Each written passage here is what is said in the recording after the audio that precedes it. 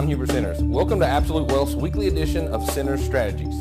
Let's take a look at this week's strategy.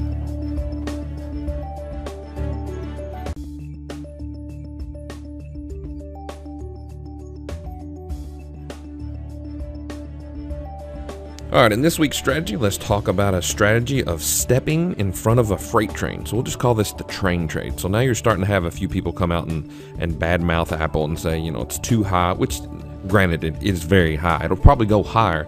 And nothing goes straight up, nothing goes straight down. But here's a interesting article on CNBC. iPhones for $600, Apple gets rare downgrade. So you've got someone on the street is downgrading Apple because they are subsidizing the sales of iPhones, which sounds bad until you figure out that they make so much money on app sales. And I was just sitting there looking at my own iTunes accounts. I think I've spent $400 or $500 just in apps alone this year. So they can afford to subsidize the phone when they're making so much money on the apps and the data feeds and stuff like that. So it's not a big deal. So let's take a look. What do you do when something just goes up and the rest of the market and the rest of the world is rolling over? How do you look at that and how do you trade that? So the first thing you want to do is you want to look at the broad market index. And so we're just going to look at first the four indexes. You can see the Dow. The Dow's rolling over a little bit here into support at 12,892. So that's not bad, but it is rolling over a little bit. The S&P rolling over also. So it's down 10. The Dow today, as I'm shooting this video, it's Monday 4/9 of 2012 at 1:04 p.m.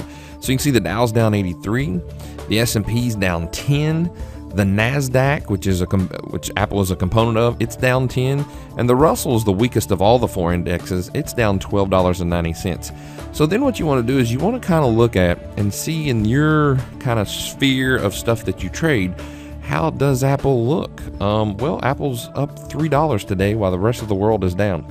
So it looks really good. Where's it going to go next? Well, for a short-term intermediate price projection, you can go from this low to this high to this low, and then you can see a target of 639 is in play, and then 664, and then 705. So there's you some good targets. Now when you start looking at other stuff that's just defying gravity, you can also take a look at stocks like Priceline. Looks really good. It does not look like the overall general market. It just continues to go higher.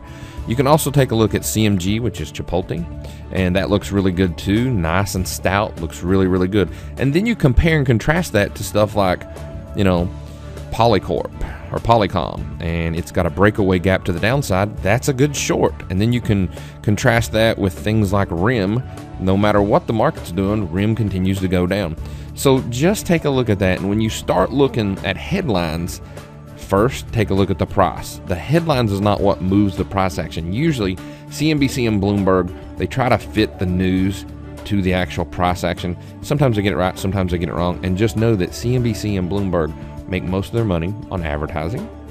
So they're in the entertainment business. So try not to chase the headlines too much. And if you do chase the headlines, you're almost always better off going against the crowd.